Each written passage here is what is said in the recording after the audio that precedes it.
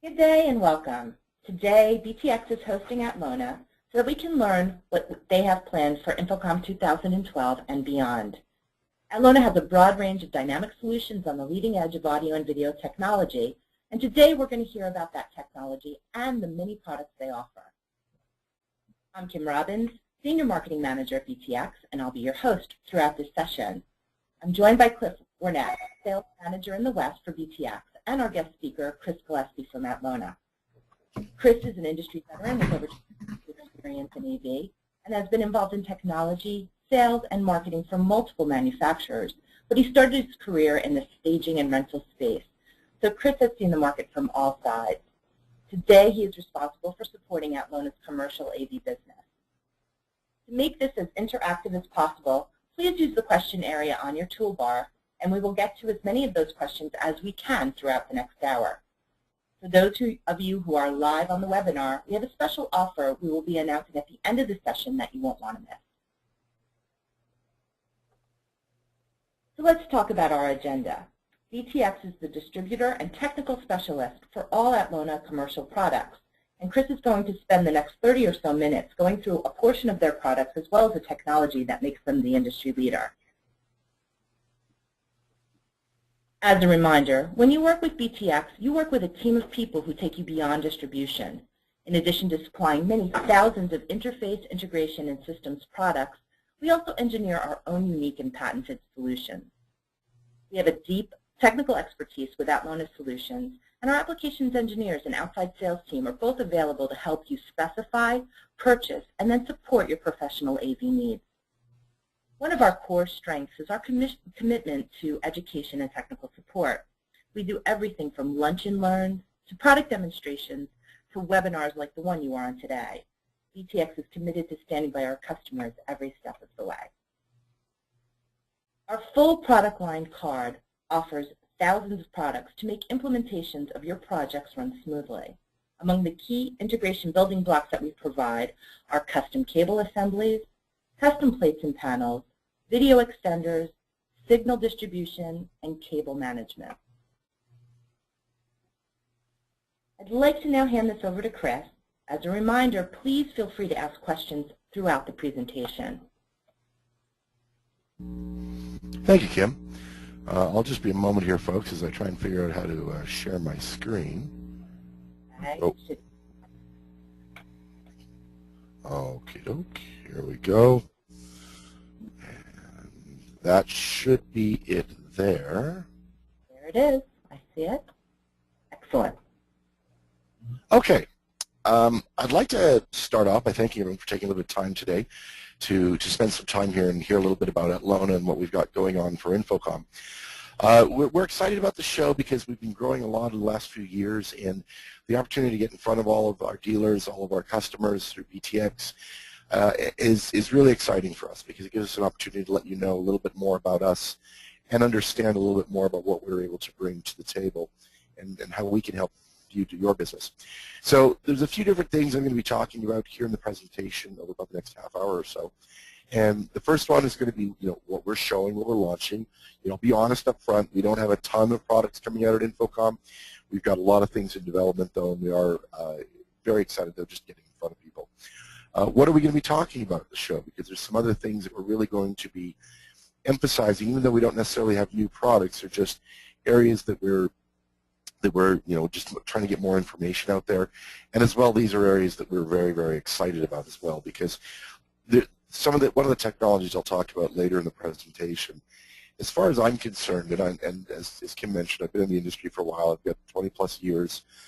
I consider this to be the most exciting thing that's happened in those 20 years within our industry. But before I get into all that, I just want to talk just for a moment or two about Atlona, so you can kind of get a feel, in case any of you are not familiar with the company, just a tiny bit about who we are and where we come from. Atlona is a company that's based in Sunnyvale, California, so all of our support, our engineering functionality, and all of those sorts of things are all coming out of California, and we man our phones for support 7 days a week. And where the history of the company comes from is we started off about 9 years ago as a distribution company, distributing a variety of different lines. And the owners of the company, the founders, ran into a problem again and again. And what that problem was that they would get feedback from the field, from dealers, from customers, saying, you know, I love your XYZ product. However, if it had a whatchamacallit over on this side here, that would really make the difference and make this product be what I really need it to be. And this is something that I'm sure all of you can really appreciate, because within the industry we run into that all the time. We find a product that we like the product, but then it's got one feature sometimes that just could have really made the difference on that product. Well, when that happened with Atlona, they kept running into this, and then what happened over time was they'd go to talk to the manufacturers of the products they were distributing and say, you know, hey, we got all this feedback from the field, people would love to see this, and they'd buy more of them. And they would typically get a response along the lines of, oh, wow, yeah, great idea, we've heard that before. No. And after you hear that a few times, you realize that there's got to be a better way. So the company, like many others, took a trip to China, found manufacturers, and started designing our products and having them manufactured in China. At this point, we've got products manufactured in the U.S., in Taiwan, and in China as well. And they started to grow. And when the initial success of the company was in the home theater space, which meant that when it came to HDMI and HDCP and EDID and all of the various things that go on with the Blu-ray players and a lot of other stuff, we were on the front edge of that. We were well prepared to deal with those solutions because we were understanding them from dealing with them all the time.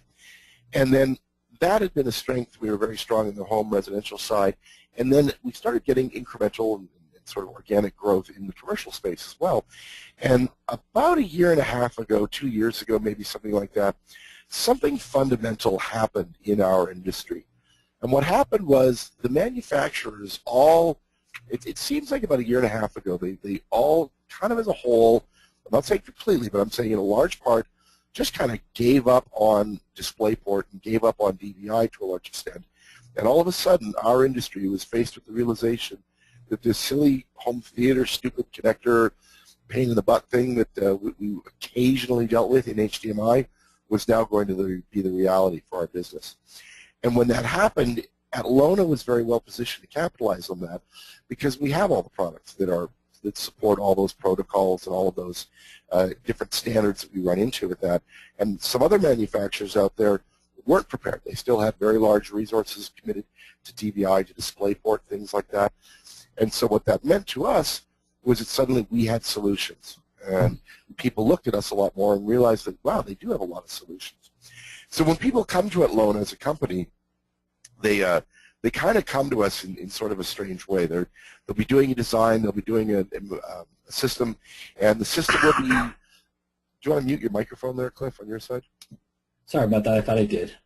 No problem. What will happen is people will end up building a system, they'll realize, oh crap, I need a fill in the blank here, and somebody will invariably say, oh, Atlona's got one of those, and people will come and they'll take a look and they'll go, oh, cool. Wow, not only does Atlona have one, they've got 3 different ones.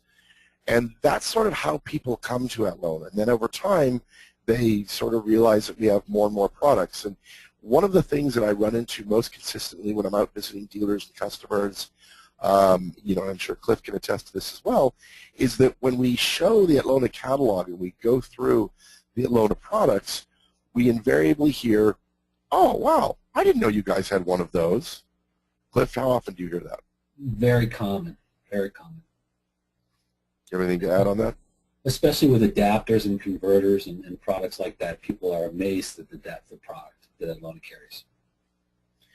So what that means is that when people come to us, they come on that sort of organic growth. We're known for sort of interconnectivity products, and we're known for extenders because we have a wide variety of different ones. So as we go into InfoComm this year, there's a whole lot of products that unfortunately didn't make it to InfoComm just because of design cycles, chip availability, and a variety of different manufacturing issues that will be showing up later in the year. And we'll probably work with BTX to have another webcast, you know, probably in sort of the October timeframe where we hit on all of those other things that are coming out. But we are going through a couple of new things that we are showcasing in InfoComm. One of the things that we're showing, and I'm excited about this, is with Cliff, can you mute your microphone? I'm hearing an echo of myself coming back. Yeah. With our new products, we're showing a lot of cables. Basically, we used to have about 10 different models of HDMI cables, and we've now cut it down to 5 models, which I'll get into in a second. So we've replaced all of these cables with what we're calling our LinkConnect line of cables. And what this means is that all of the cables are HDMI 1.4 certified. So no matter what resolution you deal with, up to 4K, the cables are just fine for passing all of those signals. And technology-wise, one of the things that we've done is we've added, or when we've developed the cables, a lot of them are using a new technology. Cliff, I'm hearing myself echoing back, and I think you're the only one with a microphone. I'm going to turn you down. I've got you on mute. I've got the system on mute, but apparently the mute is not working. So apparently. Okay, so all the cables are using Redmir technology.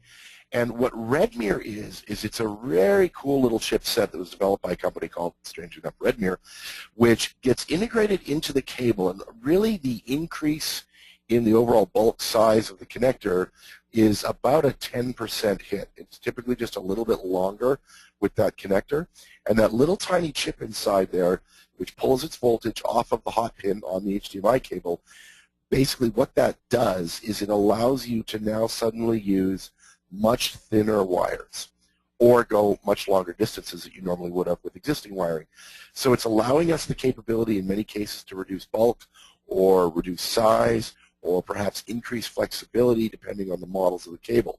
For example, our 50-foot cables that we're coming out with, those ones are not any thinner than regular HDMI cables, but they're much, much more flexible. So there's a variety of different ways that it can impact the technology.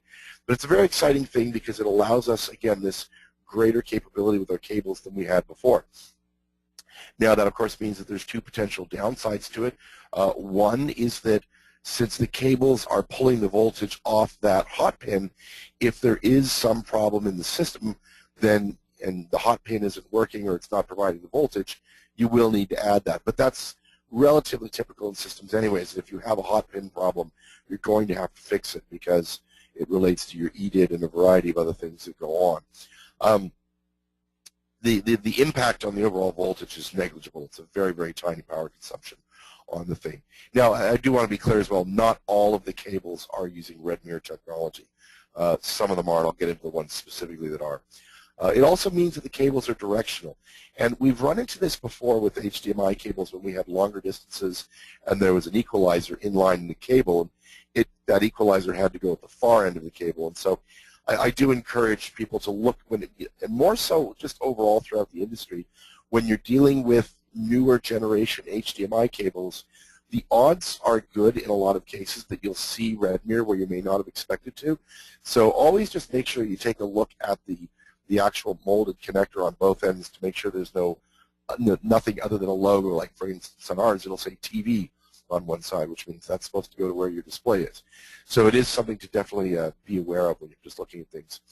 And all of the cables throughout the line are all low smoke, zero halogen, in-wall rated cables. So if that's, if you're running them through walls, if somebody's spec'd out low smoke, zero halogen on a job, then all of these cables will fit those needs there. So, I'm sorry, I said before that there was 5 models of cables. There's actually 6, although we may be changing that slightly. We have our LinkConnect cables, which comes in lengths up to 8 feet. And again, it meets your minimum performance specs of 10.2 gigabits per second. And then we've got our LinkConnect Select, an LCS cable, which goes up to 12 feet. And that one's got a much greater bandwidth of up to 15 gigabits per second. And then we have our LinkConnect Ultra, which is up over 17. And then we've got lengths up to 16 feet in that. For longer lengths beyond that, we go to our LinkConnect Pro, which gets us up into the very long cables that we may need for installation purposes, etc. The 2 other cables that we've got, and I'll show a picture in a second, are the LinkConnect Flat, which is really just a very thin, very flat cable. The perfect thing for putting on the table or somewhere where people are going to be using it very often, because since it's so thin, it's going to last a lot longer, believe it or not, because the wires are so thin inside that we're able to put more protection around and just easier for dealing with on the table. And then same with the LinkConnect Thin as well. That one's just It's bigger than the flat, or sorry, it's let me get that right.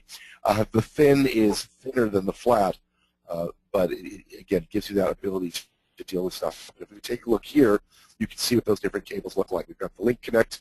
Let me see here.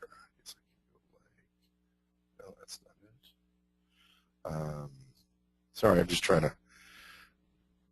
So we've got our LinkConnect cables. These are the basic models which give us up to 8 feet and give us the minimum level of performance that we require for our systems.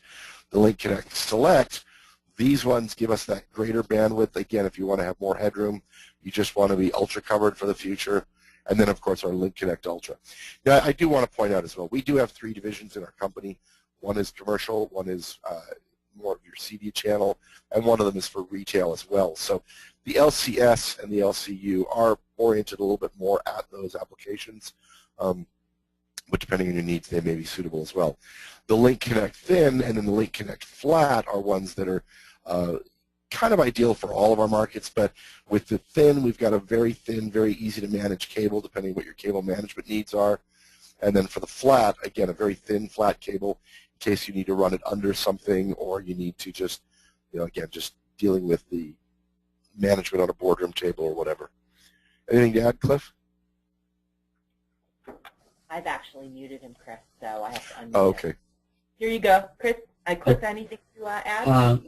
Yeah, I have questions, Chris. These look really fantastic, especially the size of them. What lengths do the LCTs and the LCFs come in? What's their maximum length?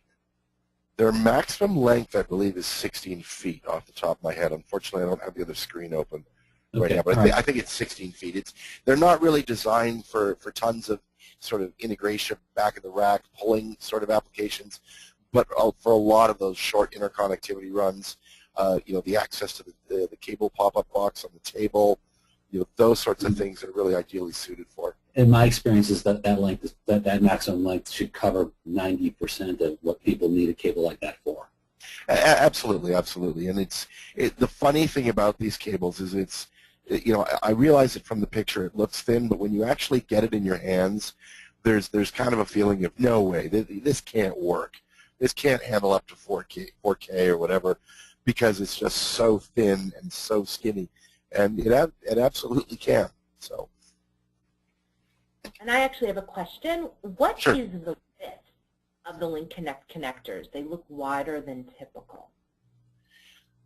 What is the which? Width of the LinkConnect connector. How wide? Twice as wide as half its width. Sorry, that was very flippant. I'm not sure off the top of my head. I don't have that spec sheet. But in reality, they're really not that much larger than any other HDMI connector out there. As I said before, the chipset provides a minor increase in size. But if you hold it beside a regular cable, you're not going to notice anything major. Like the LCT and the LCF are pretty darn normal right there. And the LC, the LCS, and the LCU are a little bit wider, but that's really just the protection stuff, so it's really not that much. How's that for a technical answer? That's a great technical answer, Chris. Do you offer a locking HDMI connector?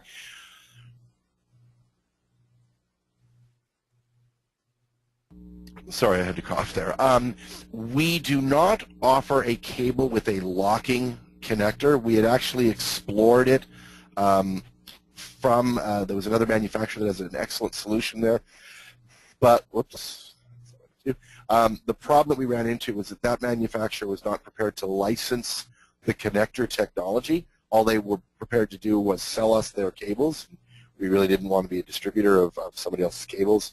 So, no, we don't specifically offer a cable with the locking connector. However, we do have locking adapters that just have a thumb screw that easily goes into the locking nut and then allows you to get out about a foot, where you can use shrink wrap or zip ties or whatever you want to attach to an HDMI cable more solidly, or in the case of it also goes to DVI as well. So there are different adapters in order to manage those sorts of situations.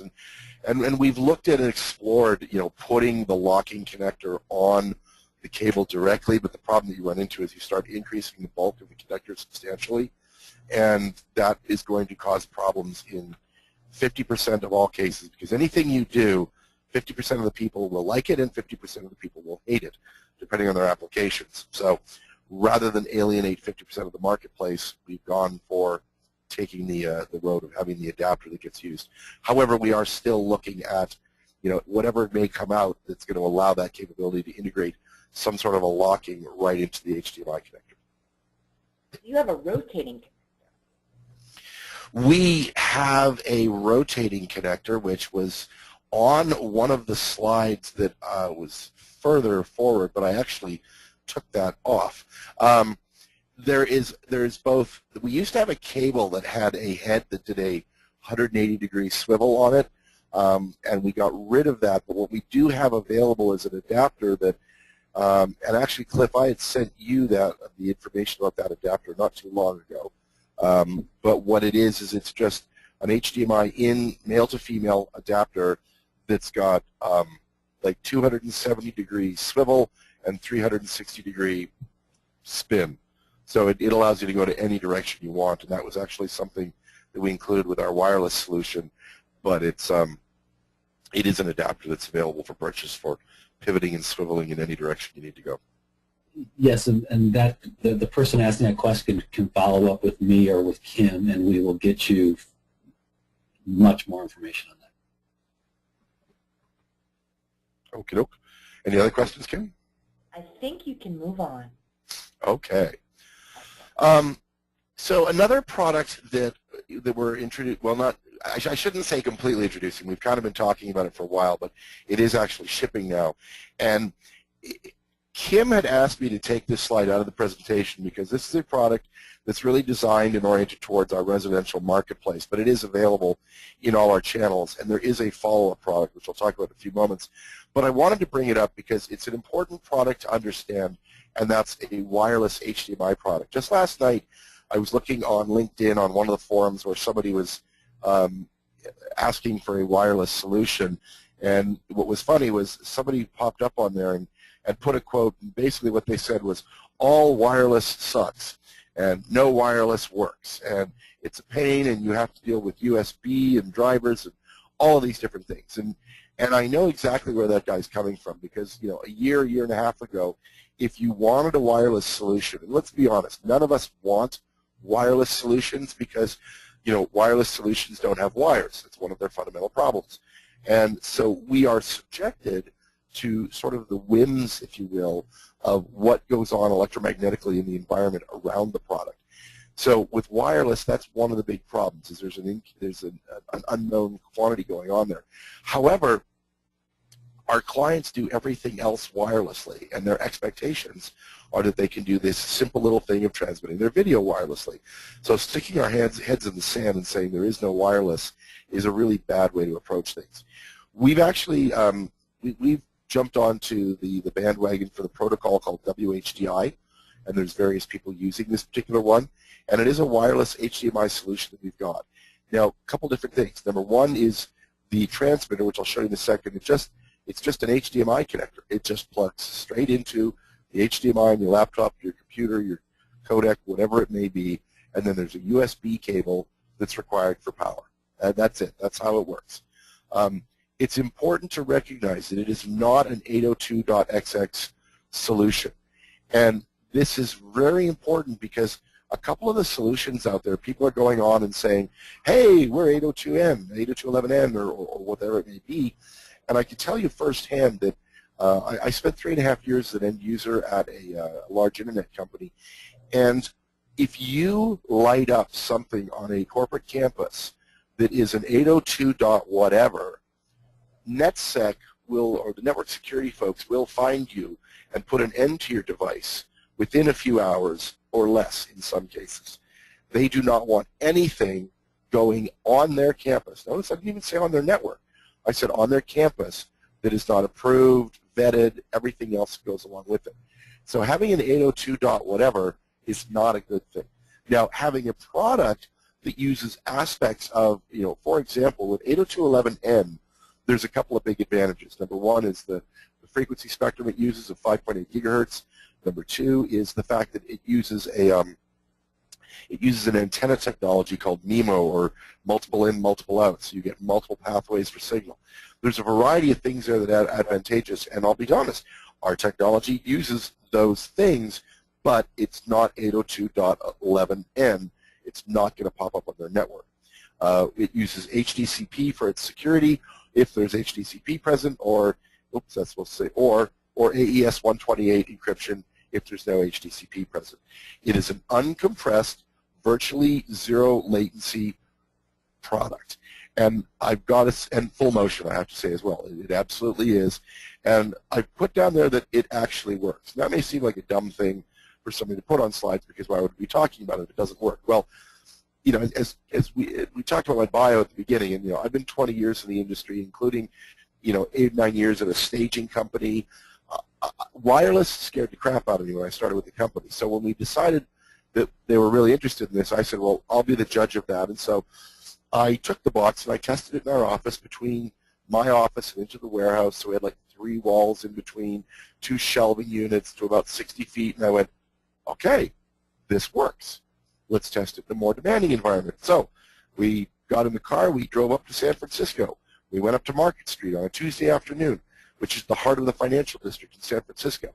And we went into a Starbucks to make it even worse. And then between me and the other guy was a barista and all the machines and no visible line of sight. And we were about 40, 45 feet apart, and it worked fine. So if anybody could come up with a more demanding environment than a Starbucks in San Francisco on Market Street on a Tuesday afternoon, I really welcome you letting me know what that is, and we'll test it there. You know, CES show floor, Infocom trade show floor, ISE trade show floor, it does not have problems. You just plug it in and it works. Now the consumer version of this that we're mentioning, the box is what you see as your receiver, and the little stick is your transmitter. The stick has an HDMI connector on it, and then the USB is for power only. It won't try and load software or anything onto a laptop. It just needs power. And you can actually pair multiple transmitters with a single receiver. So you can see on the remote right there where there's a 1, 2, and 3. If you had a collaborative workspace that you were building for someone, you could put the receiver at the projector or at the switcher. So let's say you've got a podium that's hardwired in and you've got a seamless switcher or something like that. But then you could take this wireless remote and be able to switch that receiver between the 3 sticks that are floating around the room. So there's a lot of different very cool applications that this can be used on. Anything to add there, Cliff? I think it's an exciting product, and I've had a lot of requests from dealers as I've talked about this product. That I perceive a very high demand from the end users for this. Hey, Chris, what's the frequency range?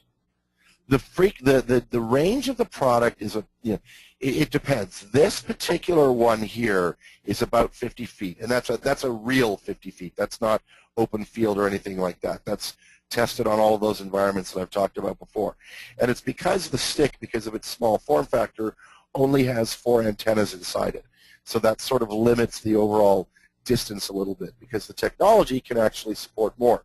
Is there any questions you'd like to ask me, Cliff, or Tim? You know, I think that the question that the person was really asking is, what frequency does it work on? Yeah. 5.8 gigahertz. Okay. It's up in the 5.8 spectrum. You know, I think this is kind of obvious, but I'll mention it because it comes up so much. I have so many dealers that are putting a projector up in a temporary space sometimes that they don't want to run wires out to, like where a company's going to come out and do presentations occasionally in a large space, and they just want to be able to roll out the equipment and not have to run wires, and then be able to leave quickly. So this is just an outstanding product, and also just a very basic installation where you're just trying to fit a budget. The other side of that, I would say, Cliff, is if you look at, like, in a university, an auditorium, they might have a 20-foot drop down to the projector so that they could end up with a 75-foot run that they've got to try and work out when the projector is only 15 feet from the actual presenter station. So, again, simplifies that. Is there any other question you'd like to ask that might be related to the last point on the slide? What about the Pro version, Chris? Oh, Kim, I'm glad you asked about the Pro version. So as I said before, this one is oriented around sort of the consumer marketplace, but we've got plenty of interest in it on the commercial because of the form factor. The Pro version is one that I can't give tons of details about. If anybody asks me really nicely at Infocom, I will have a prototype that I can show them. But imagine this in a much more installation-friendly package for the receiver. The transmitter is actually a box, so it can be integrated, and it has the full complement of 7 antennas, so it actually gets us up to about 100 feet. And again, that's a real 100 feet that we can deal with it. And this particular box has 3 connectors on it. If you take a look at or 2 connectors, I should say, on the transmitter receiver. There's the HDMI, and then there's the power. Well, that one's going to have a 3rd connector on it, and that 3rd connector will be a serial port. Excellent. So you will be able to wirelessly send the serial and the HDMI. So Cliff, when you're talking about that quick hang-and-bang installation, with no serial control means they need to use the IR remote, which is acceptable in some cases. But now out of it, all of a sudden, being able to partner it with a wall plate or any number of different, easy-to-find solutions out there, you're suddenly really jumping into the next level of opening up possibilities. That is awesome. Can somebody pair more than one receiver with a transmitter? That is a firmware feature. I'm glad whoever asked that. That is a firmware feature that is going to be released shortly after we release the Pro version. It's not going to be able to happen on the consumer version, only because of the fact that on the consumer version there's just not as much power to deal with. Whereas on the Pro version, yes, you will absolutely be able to take that. So if you take an example of a signal coming off of a presentation switcher, let's say, it's underneath a boardroom table that we can't core drill to get the signals back on, you'd be able to have one receiver go at the projector or the 80-inch flat panel, whatever it may be, and one going on the video conferencing codec that maybe rolls around the room. There's all sorts of possibilities that this brings up as a technology. Imagine, if you will, one of the products that, I'm interested in and, think would be really cool is a presentation switcher like we might have for a boardroom table. You've got a bunch of VGA, HDMI inputs, audio switching, etc. But it's got 6 physical inputs, but it's got 7 input buttons on the front because your 7th input might be a wireless receiver. So all of a sudden, when you've got the CEO who wants to always be able to not have to plug in the cables and just walk into the room and he's ready to go, or you've got the podium that rolls in and out of the room, being able to put a wireless transmitter in there. Anybody see some advantages to this? Integrating this, not just as a simple extender technology, but across the line really starts to open up possibilities where it's an option. It's something that we can deal with. And that's something that we are definitely looking at. That product I just mentioned, that's just something that I want to do. That's not in development or anything else. But there's just a lot of possibilities. Once we've got the actual technology cemented out there and shipping, then we're going to start rolling it into other things. Excellent. Yes, that's exciting. All right. So let's jump into the next subject. And the next subject is kind of both what are we talking about and what am I excited about. What we're talking about and what we're still really pushing, even though we don't have much in the way of we've got a little bit of new products on this field. There'll be a lot more kind of showing up third quarter of this year, but it's HDBaseT. For anybody that's not aware of what HDBaseT is, I'm going to give a really quick overview of it right now because I don't have the time to give it the full in-depth look, but I will encourage you at Infocom, we are teaching a class. We've got one of the manufacturers training classes. We have the absolute best time slot at the trade show. We've got Friday at 1 o'clock. So if you still happen to be in Las Vegas at that point in time and you'd like to know more about HDBaseT technology, I really do encourage you to go to Infocom's website and sign up for the manufacturer training class with Atlona on this subject because we'll do a pretty deep dive on it. But HDBaseT, for those of you that may not be aware of it, is something that hit the market about 1.5 years ago, and as far as I'm concerned, in my last 20-plus years, this is the most exciting technology that we've seen because it fundamentally changes so many things that we're doing in our industry. and really, really opens up tremendous possibilities moving forward. HDBaseT is a product that was designed around a problem. And the problem is that when we plug into our display device, we are not just plugging in video. We've got to plug power in, we've got video, we might have multi-channel or just stereo, whatever audio on that HDMI connection. We've got Ethernet that we need to plug into that. We've got control. We might have IR, we might have CEC, depending on the implementation. RS-232 control. We've got all these different things that we need to run over to our display device. So what HDBaseT is it's a solution that was designed around that problem. And it's a chipset by a company called Valens Semiconductor. You see their logo down at the bottom. They're out of Israel. And they came up with this really awesome solution, and then they formed this association organization in order to get a bunch of other people behind it. So as you can see on the slide, they've got some relatively heavy hitters involved with this whole thing. Samsung, Sony Pictures. Sony Pictures is not Sony Electronics.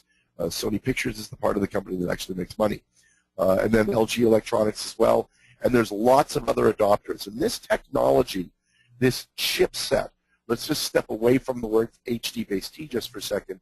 The chipset that's designed by Valens that makes all of this possible is used by everybody in the industry.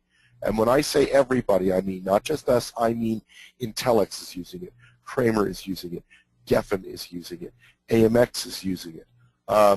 If anybody's heard of Crestron's DM8G Plus, their newest generation of digital media, it's using this chipset as a solution. Extron's newest line of XTP and some of their DTP stuff as well is using this chipset as well. So and when I say everybody, I mean everybody is using this chipset. Now, not all of those people are doing HDBaseT.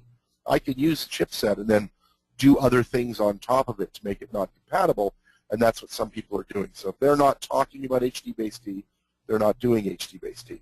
And what HDBaseT is it's this ability to send all those different signals that I just spoke about and have true interoperability between devices. So we are able to overcome all of these challenges with HDMI that we run into.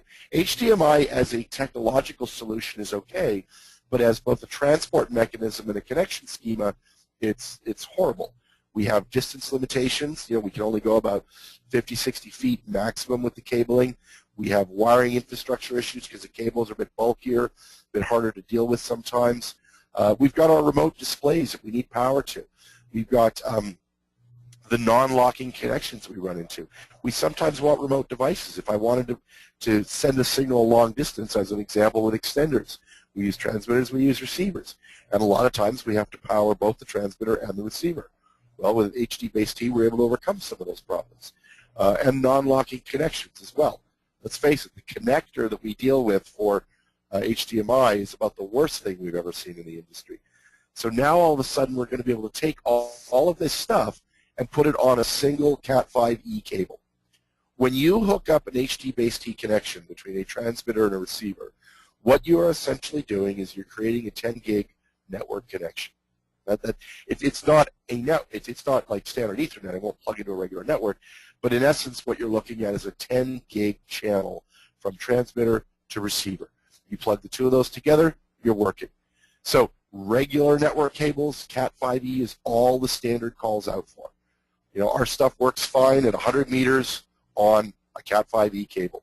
All of those signals that I'm talking about, HDMI up to 4K, digital multi-channel audio, plus the RS-232, plus the two-way IR, plus the 100 megabit Ethernet, plus up to 100 watts of power, depending on how an individual manufacturer implements things. All of that on a single Cat5e cable, 100 meters. That's what really excites me about it, because that and then the interoperability side of it means that if you wanted to use my matrix switcher, which has got 16 HDMI inputs, 16 HDBaseT outputs, and you wanted to pair that with receivers from Kramer, I shuddered there for a second, but let's say you wanted to do that because it fit the needs of your installation, form factor, whatever, you can absolutely do that. Because if they're HDBaseT, they work. There's a company out there called PrimeView. What's my next slide? Actually, I'll hang on a second. I'll get to that in a moment. So obviously, industry standard termination. It's easy to pull a Cat5 cable, and it's cheap. How does it benefit you? It benefits you for a few reasons. Number one, it just works. There's no equalizing. There's no level adjustment. There's no nothing. HDBaseT is taking all of these signals and it's turning them into a serialized, packetized solution. And what you've basically got is a network connection. And when it gets to the far end, it decodes, it breaks apart, and it spits it out pristine at the other end. You just plug the two of them in together. If the link light goes on, it's working. And there's very few caveats. We don't find ourselves saying, oh, it'll work up to about this distance, or any of those strange things that manufacturers have to put in to cover themselves when something doesn't work.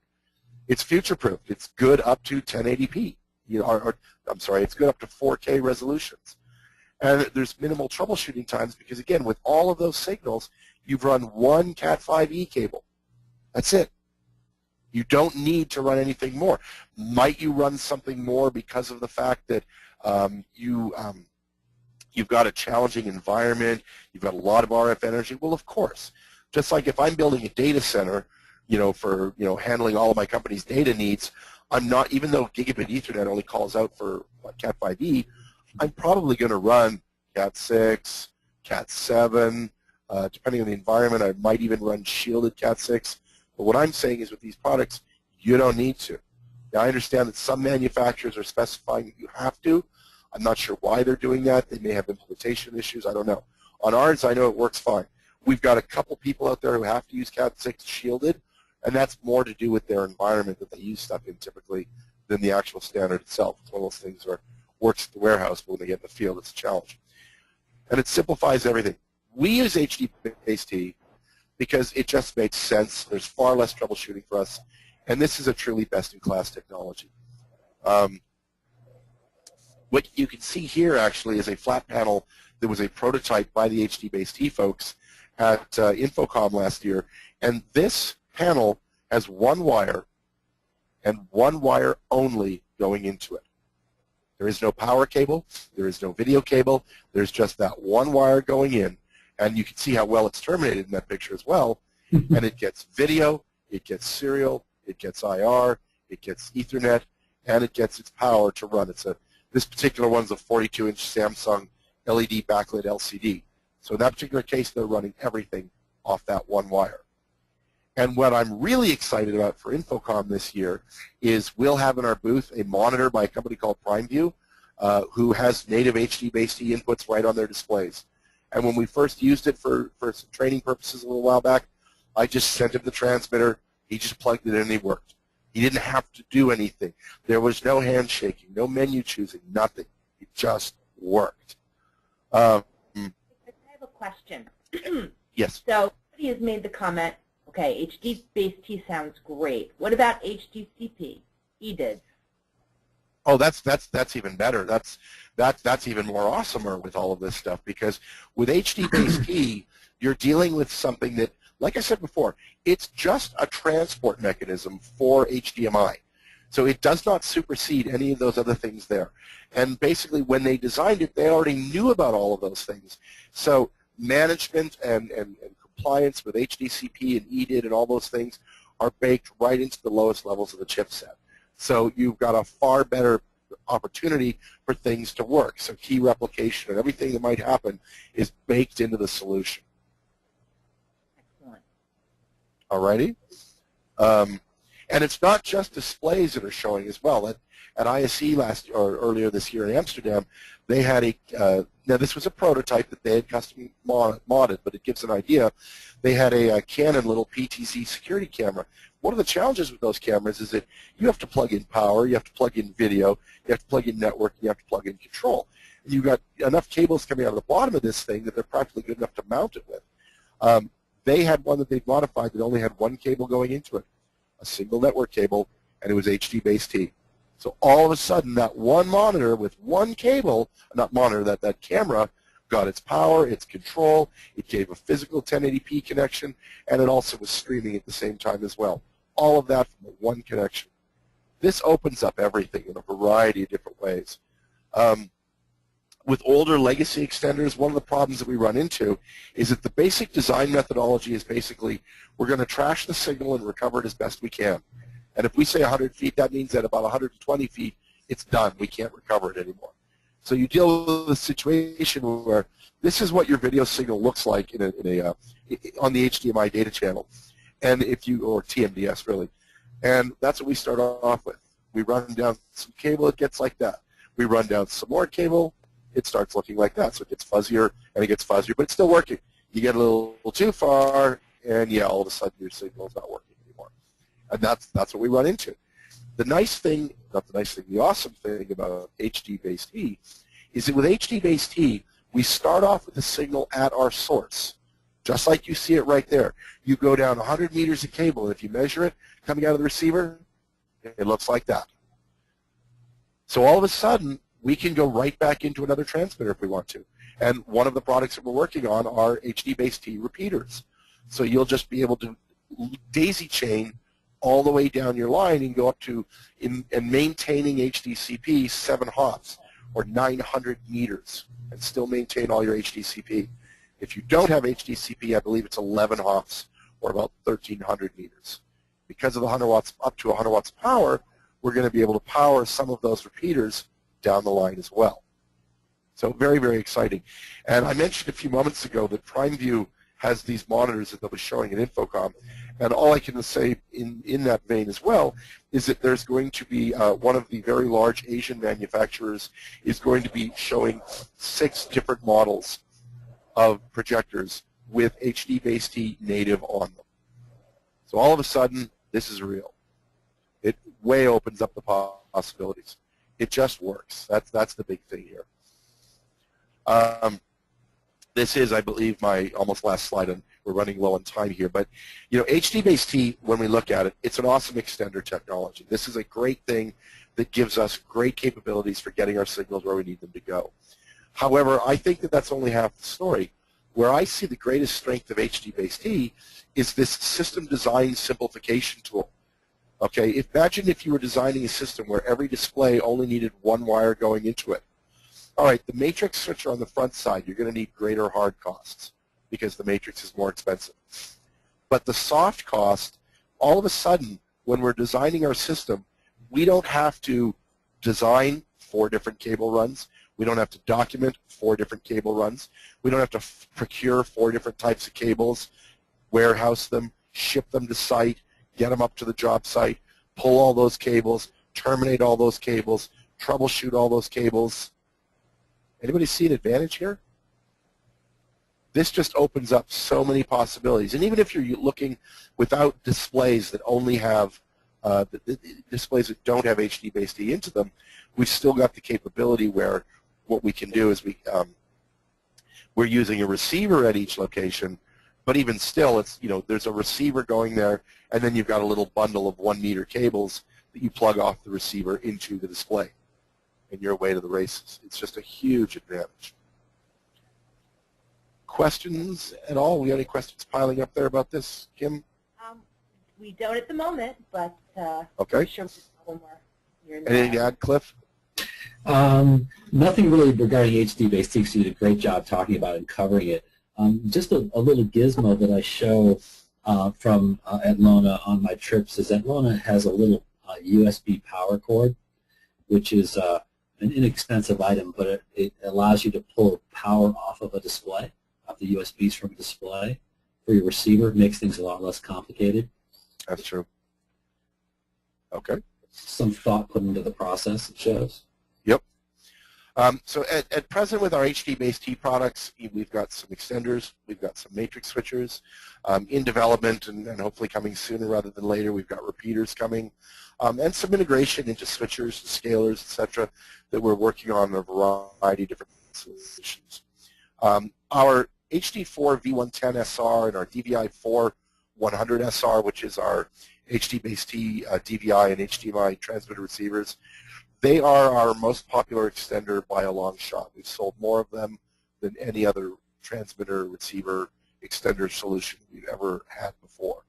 And everyone loves it because you just plug them in and they work. That's it. There's no fiddling around or adjusting, it just works. Our Pro 2 matrix switchers, 16 HDMI inputs, 16 HDBaseT outputs. There's also, oh, I'm sorry, it says a 16 by 8, it should be an 8 by 8. And then there's different receiver modules available depending on whether you need audio de-embedding or not.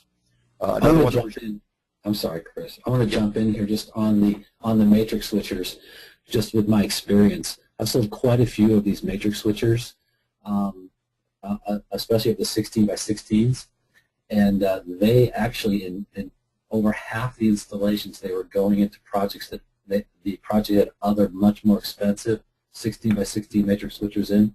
It didn't work, and in every situation, the Atlona replacement solved all the system problems and worked perfectly, and actually cost less than the units they were replacing. That particular matrix you're seeing right there with the that 1616 with a full complement of 16 receivers would be around $21K list price. So dealer would be roughly 30 points below that. So that gives you an idea of cost-wise. It is a very competitive price on this particular product, or on most of our products, I should say.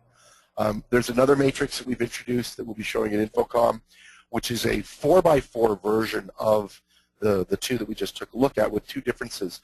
Number one, because this product came out later and the standard for doing power over HDBaseT was ratified once this one came out, the receivers are actually remotely powered by the matrix switchers. So you don't need power at those. It's over the line. It's also using, there's a second chipset by Valens which does not have Ethernet and only will handle up to 70 meters, which they're kind of calling their HDBaseT Lite chipset, and that's what's in this one. So you're only limited to 70 meters, so about 220 feet or so is all you can go with this one. But other than that, it behaves just the same. Chris, do you have a target retail for that? The Matrix, I think it's 2100, I think is what it is, list. And then the receivers are additional on that, so I should have had those prices ready. I'm sorry for that. That's okay. Even in a ballpark, that's outstanding. Yeah. So you're looking at I believe, actually, I might be a little bit wrong with that, but I believe with all four receivers, it's a hair over 3K list. Okay. Great. That's great.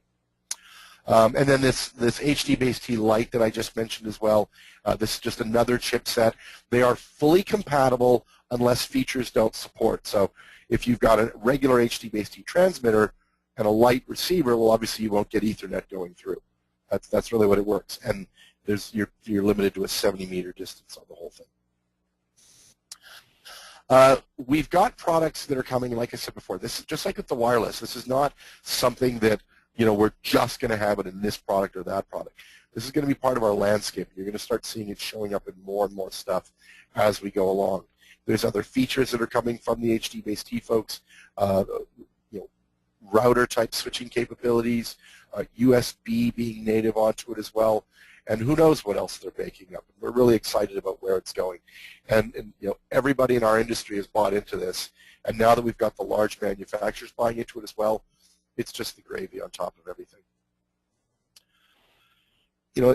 And like I said before, I'll just simplify this with saying I think that this is the most exciting and powerful thing to happen in our industry in 20 years. It really is, because it helps us on every single level.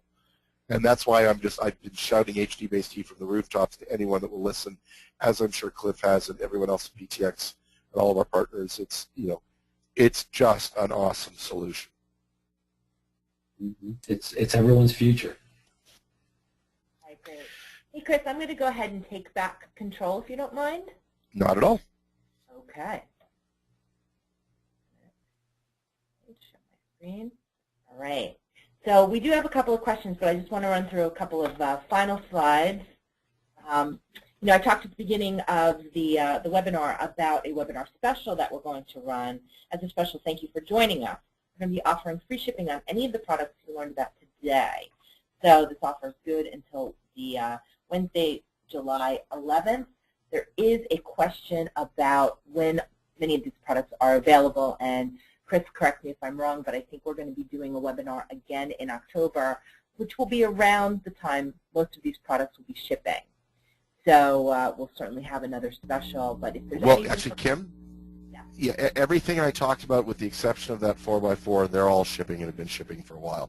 The new cables are actually in stock and ready to go now, and the wireless is sort of in and out of stock. It's very, very popular, and we're actually selling through everything that we got all these great allotments going. This should be enough to last us for 3 months, and it's sold out in 2 weeks.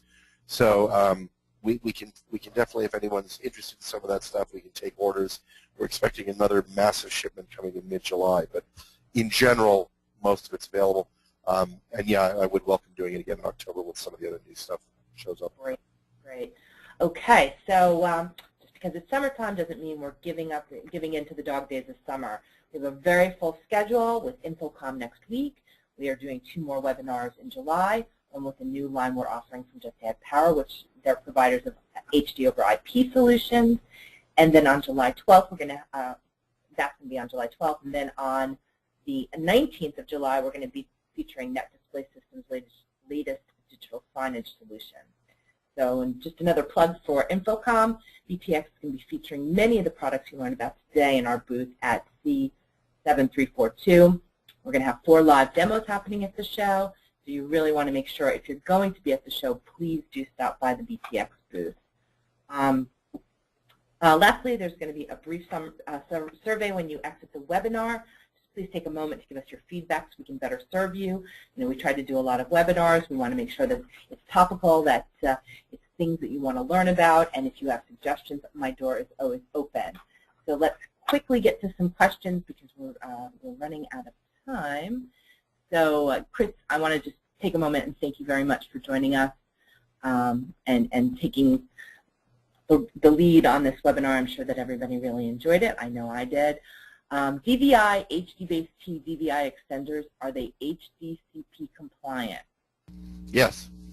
Well, one of the things that Atlona really brings to the table, and I sort of hit on it a little bit at the beginning but didn't talk about it too much, is because we come from a strength in the resi side, the residential side, and actually, as a matter of point, you know, half of our business is still in the residential side. Any product that we come out with that handles any of this digital stuff, you can almost automatically assume that it's HDCP and EDID management. Even I've got a DVI 1616 matrix that we recently introduced that is HDCP, even though it's DVI, it's HDCP compliant, advanced EDID management, all of those things. It's a given with us. How does HDBaseT work with or compare to AVB? You know, the funny thing about AVB is the most, I guess I could say well-known in that everybody's heard of it and everybody's somehow believes it's a panacea for our industry, and it is probably 5 to 10 years off in reality. I'll expound on that for just a moment. Whereas HDBaseT, which is right here, right now, and makes a big difference today, is almost unheard of in the industry. So there's kind of flipped based on the realities. AVB is a streaming protocol which allows everyone to have devices where you don't need a Blu-ray player because you stream across the network directly into my switcher or my projector or whatever it may be. And AVB is still very much in its infancy. There are 2 or 3 AVB audio products out there right now, and none of them work with each other. So AVB has got some real promise, and it's definitely something we're watching and, you know, going to be paying much more attention to find out when we can actually do stuff with AVB. But AVB for audio is probably at best 2 to 3 years off before you've got a landscape sort of solution. And with video, that's where I'm saying 5 to 10 years, if at all, just because of how much more complex our world is than the audio world. So HDBaseT is here, right now. Same with WHDI, the wireless protocol I talked about. AVB is definitely worth listening to, but it's a ways off. With HDBaseT systems, how or where are control signals mixed to the signal? And then again with the matrix router. So if we're talking about something like just one of the extender solutions, There's a 9-pin connector on it, and on the front and on the back, and you just plug them straight in right there. It's just part of the transport mechanism, and you've got your Gazinta and your Gazauta on the 2 boxes. On the matrix switcher, as an example, on that 1616, the serial port on the matrix switcher, when you talk to the matrix, you can give the matrix commands to do whatever you need it to do. But you can also add a delimiter onto the beginning of your command, which means, like, you know, X14 or whatever it may be, I don't know off the top of my head, means that whatever command I'm sending is going to output 14 only, or all outputs. There's different delimiters for that.